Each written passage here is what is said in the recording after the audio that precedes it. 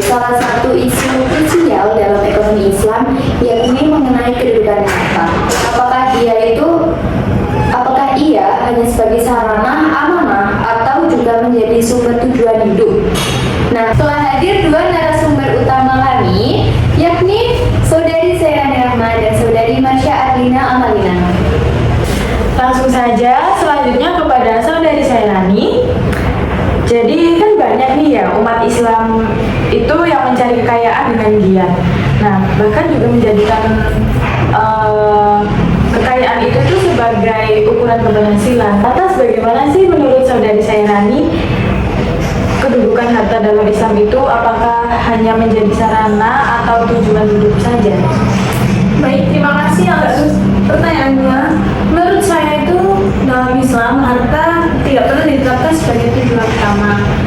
Jadi tujuan hidup manusia itu adalah ibadah kepada Allah, sebagaimana sudah ditegaskan dalam salah satu surat Al-Bariyat ayat 56, yang artinya sendiri itu, dan aku tidak menciptakan jin dan manusia melainkan agar mereka menyembahku. Harta hanyalah alat bantu atau sarana ibadah untuk menegakkan nilai-nilai ibadah.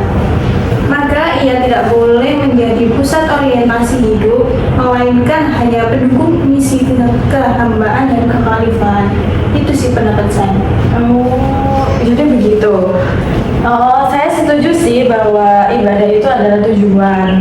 Tapi kita juga harus lihat secara realitas dan juga dari dalilnya. Dalam Quran Surat Al-Imran ayat 14 yang menjelaskan, Allah menyebutkan hartanya sebagai salah satu dari hal-hal yang dijadikan indah bagi manusia. Jadi sudah jelas bahwa harta itu penting dan diakui sebagai bagian dari kenikmatan hidup. Tidakkah ini tuh menunjukkan bahwa Islam mengizinkan bahkan memfasilitasi pencarian kekayaan? Benar, tapi harta itu juga disebut sebagai perhiasan dunia, yang dimana perlu digarisbawahi, penyebutan itu justru dalam konteks peringatan akan daya tarik dunia yang bisa melalaikan, bukan peringatan untuk menjadikannya tujuan. Jadi Islam itu memandang harta sebagai fitnah dan amanah. Dalam Quran Surat Al-Anfal ayat 28, Allah berfirman, dan ketahuilah bahwa hartamu dan anak-anakku itu hanyalah cobaan, dan sesungguhnya di sisi Allah adalah pahala yang besar. Jadi bukan soal boleh atau tidak mencintai harta, tapi soal bagaimana menempatkannya di porsi yang proporsional. Itu poin yang menarik. Namun jika kayak gitu, mengapa Rasulullah SAW sendiri itu berdagang dan bahkan dikenal sebagai pedagang yang sukses? Bukankah itu menunjukkan bahwa Islam itu tidak anti dalam kekayaan? Justru di situ keindahan Islam sendiri. Rasulullah juga berdagang bukan untuk memperkaya diri, tapi untuk menunjukkan teladan dan bekerja keras dengan cara yang halal dan juga profesional. Islam juga memerintahkan untuk mencari rezeki dengan etos kerja yang baik, seperti yang dijelaskan dalam surat Al-Jumu'ah ayat 10, yang disebutkan, apabila sholat telah ditunaikan, maka berterbanlah kamu di muka bumi dan carilah karunia Allah. Jadi berdagang itu bukan bentuk kecintaan berlebihan kepada harta, tetapi bagian dari ibadah sosial dan juga untuk memenuhi kebutuhan ekonomi. Tapi ada loh ungkapan populer di kalangan masyarakat gitu yang isinya tuh kayak 9 dari 10 pintu rezeki ada dalam perdagangan. Bukankah ini tuh semacam program ya untuk mengumpulkan harta melalui perdagangannya gitu?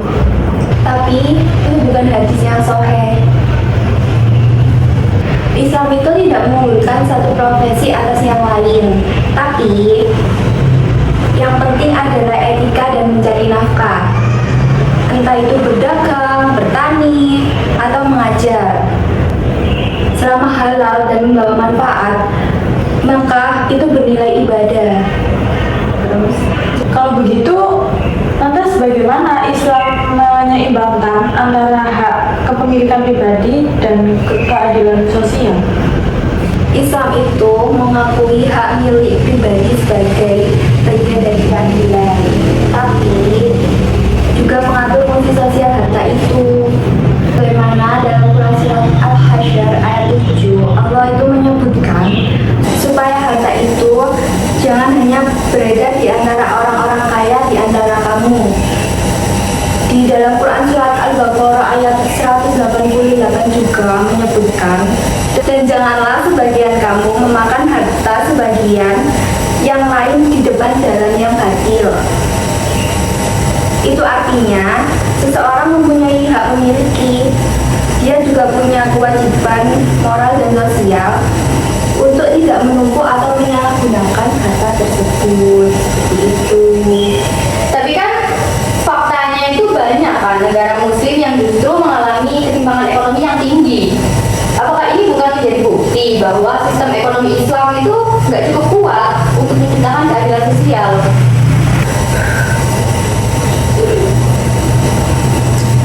Saya tidak ya menurut saya tidak sepakat ya, karena ketimpangan itu bukan karena ajaran Islamnya yang lemah, tapi karena emang sistemnya itu belum diterapkan secara utuh. Dan juga umat Islam itu yang belum optimal juga dalam zakat, enggan untuk berbakat juga, bahkan masih terlibat dalam praktik riba. Padahal sistem Islam juga sangat komprehensif. Jadi terkait sistem kapitalis modern, Islam itu kan tampak tidak mendukung akumulasi kekayaan besar. Apakah benar kayak gitu? Sebenarnya Islam itu tidak melarang kekayaan, tapi melarang penimbunan yang tidak produktif. Seperti dalam Quran surat At-Taubah ayat 34 sampai 35, itu Allah menyebutkan orang-orang yang menimbun emas dan perak dan tidak menafkahkannya di jalan Allah itu, maka beritakanlah kepada mereka azab yang pedih. Dan Islam itu justru mendorong kekayaan berputar secara sehat agar manfaatnya luas, bukan stuck di tangan segelintir orang saja. Tapi kalau udah dibatasin, gimana negara muslim ini tuh bisa bersaing secara ekonomi global? Islam itu tidak membatasi modal, tapi mengatur agar tidak zalim aja.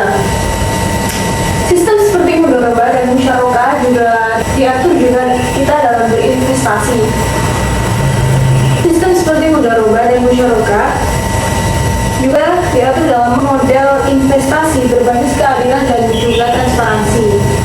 Ini tuh akan lebih memanusiawikan dibandingkan model kapitalitas yang menindas pihak yang lemah. Wah, diskusi kita hari ini sungguh membuka banyak wawasan baru ya. Semoga kita mampu memposisikan harta dengan benar sebagai sarana bukan tujuan, sebagai amanah bukan beban, dan sebagai alat ibadah bukan sebagai sumber kebanggaan. Langsung saja kita akan membahas ke topik yang kedua yang gak kalah menarik. Tentang apa tuh Kak? Kita akan membahas tentang tafsir hadis tentang jual beli dan bagaimana ajaran ini tuh relevan dalam kehidupan modern kita. Wah, cukup seru tuh pembahasannya. Gimana kalau kita langsung aja tanya-tanya tentang jual beli ke narasumber kita, yaitu Saudari Zaira Ahmad. Saudari Zaira Ahmad, apa sih jual beli itu menurut Anda? Menurut pendapat saya, dalam Islam itu jual beli itu tukar menukar barang ataupun jasa dengan uang secara jujur, dan juga kita itu harus sama-sama rela ya. Contohnya itu kita beli sayur di pasar, beli baju gitu, terus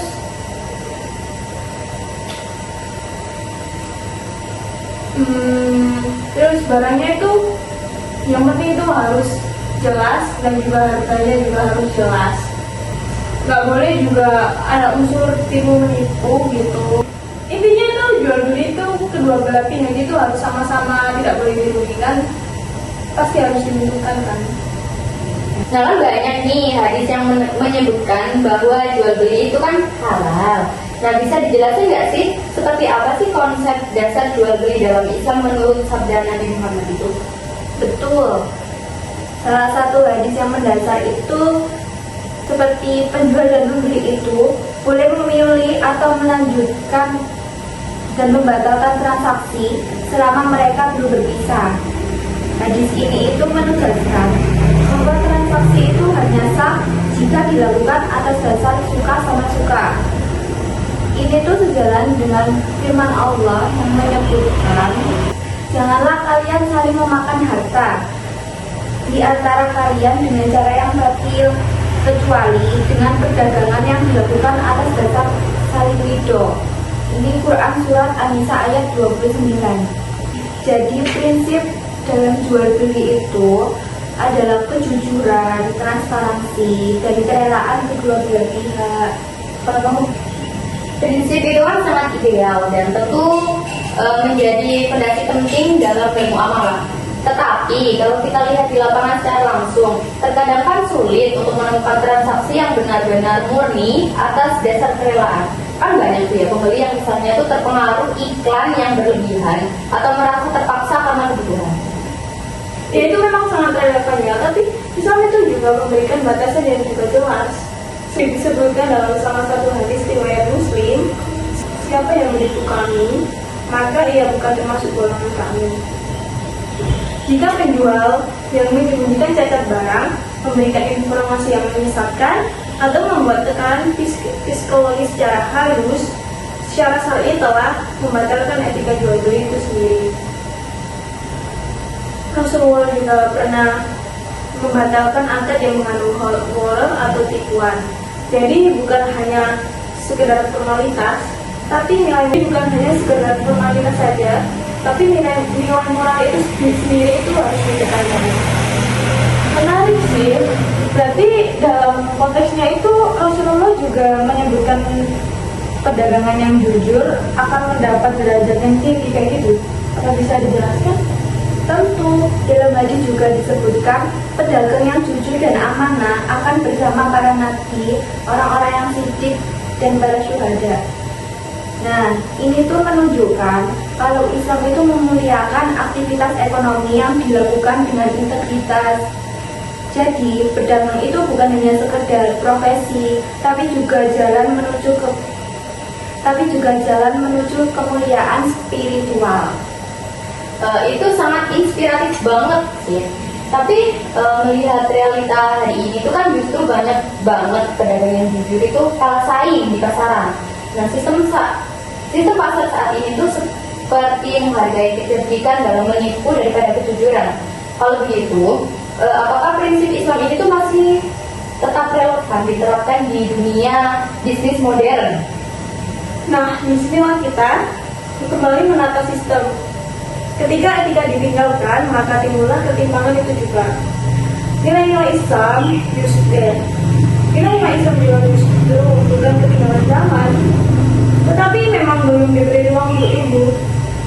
Jika pelaku usaha, regulator dan juga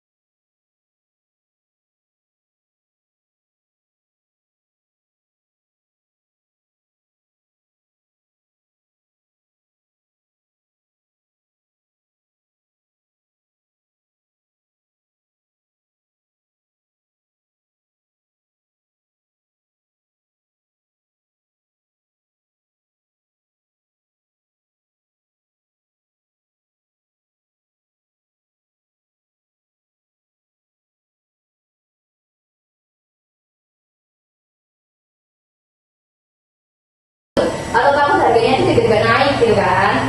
Nah, apakah kondisi seperti itu tidak tergolong juga? itu sih tergantung ya.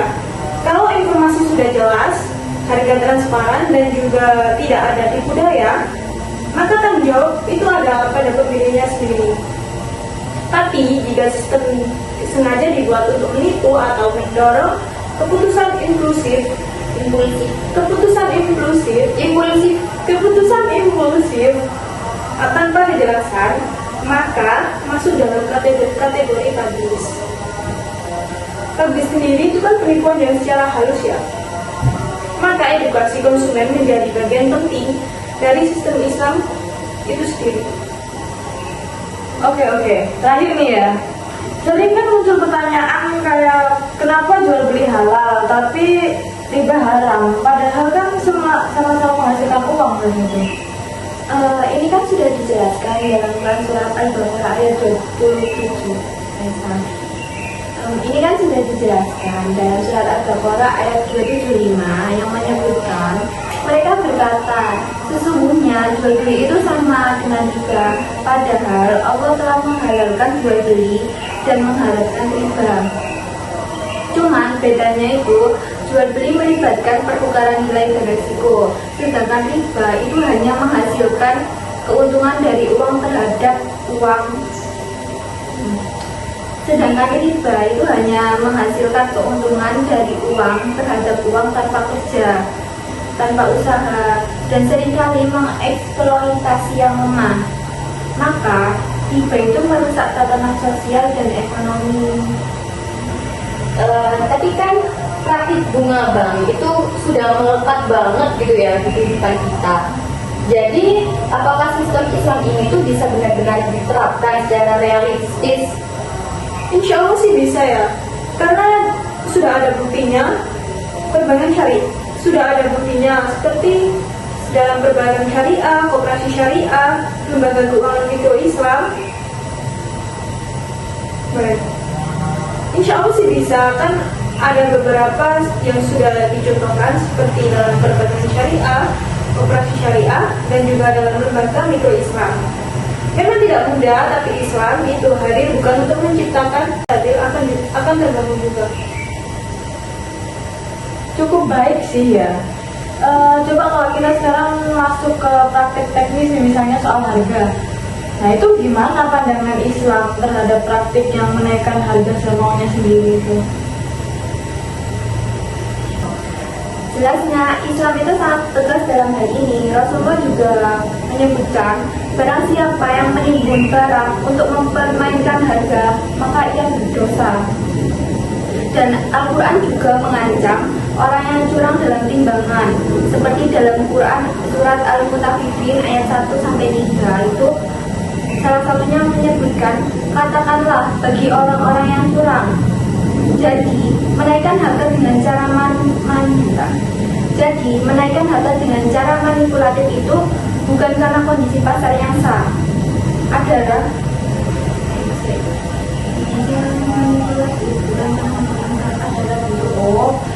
jadi menaikkan harta dengan cara manipulatif bukan karena kondisi pasar yang sah, adalah bentuk kezaliman yang diharamkan. Itu. Tapi kan dalam sistem ekonomi pasar bebas itu kan ada supply and demand. Nah, harga itu bukannya itu harta itu kan justru harus ditentukan oleh supply and demand kan. Apakah ini tidak bertentangan jika kita menerapkan intervensi moral dan regulasi harga? Sebenarnya tidak sih. Islam tidak anti pasar selama pasar berjalan dengan jujur. Rasulullah pernah menolak untuk menetapkan harga saat diminta oleh sahabat. Tapi beliau ketika ada praktik monopoli atau penipuan, maka negara boleh intervensi.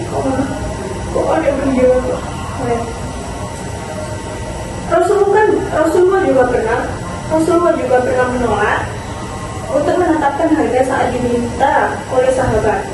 Tapi ketika ada praktik monopoli atau penipuan, maka negara boleh intervensi untuk menjaga keadilan. Jadi intervensi dalam Islam itu bersifat kolektif, bukan represif. Oke. Kalau gitu coba kita sekarang masuk ke praktik jual beli yang lebih modern kayak misalnya e-commerce, terus marketplace dan flash sale gitu. Apakah ada transaksi semacam itu sesuai sama prinsip syariah? selama prinsip-prinsip Islam itu tetap dijaga, maka bentuk transaksinya itu bisa sangat fleksibel. Dan Islam itu juga memberikan kelonggaran selama adanya transparan dan tidak ada unsur goror atau ketidakpastian, dan tidak mengandung riba atau unsur haram, dan juga dilakukan atas dasar suka sama suka. Dengan kata lain, sistem itu boleh berubah, tapi prinsipnya itu tidak. Ini selaras dengan kaidah al-aslu fil muamalah al-ibadah. Ini selaras dengan kaidah al-aslu fil imalah. Al-aslu fil muamalah al-ibadah, yang artinya hukum asal dalam muamalah itu adalah boleh kecuali ada dalil yang melarang. Baik. Cuman kan misalnya dalam flash sale Islam kalau keurusan dunia dia. Kamu sebab apa? Sebab Islam bukan untuk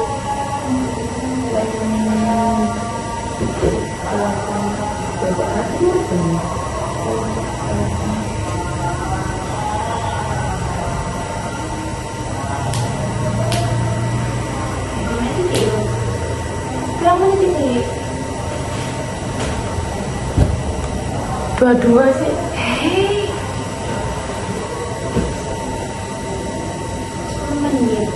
Kita mixing dulu berbagai kata, kita dulu.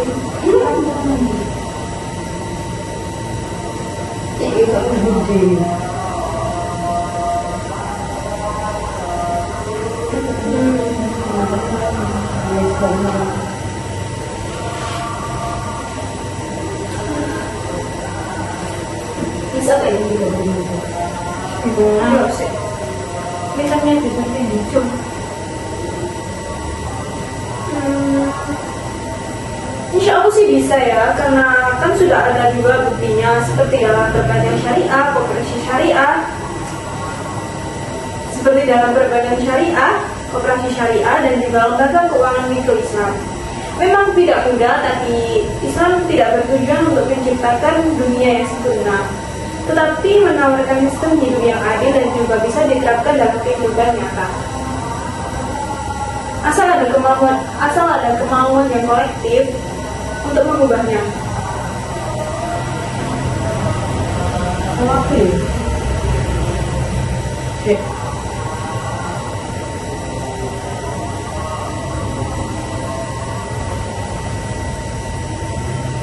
Wah, cukup bagus sih. Cukup bagus. Wah, menarik. Wah, menarik juga ya jawaban dari saudari saya Rani, dan juga bisa menarik juga ya jawabannya. Wah, menarik juga jawabannya. Oh, itu jalannya.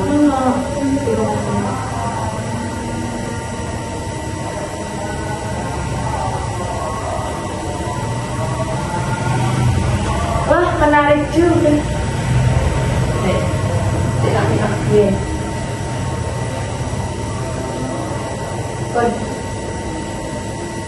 Wah, menarik juga ya dan mudah. Wah, menarik juga ya dan mudah dipahami jawaban dari saudari saya Rani ini. Tidak terasa sudah sampai di penghujung acara. Terima kasih atas diskusi yang sangat kaya ini. Semoga semakin memperkuat komitmen kita untuk menjadikan jual beli tidak hanya sah secara hukum, tapi juga berkah secara spiritual dan sosial.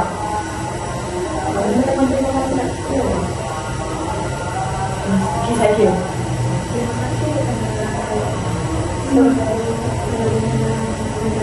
sudah menyempatkan hadir dalam podcast ini dan memberikan Saya selaku host mengucapkan terima kasih kepada saudari saya Rani Rahma dan saudari Masya Adina karena sudah menyempatkan waktunya untuk hadir di acara talk show dan memberikan ilmu yang bermanfaat untuk kita semua. Kita bersama ngomong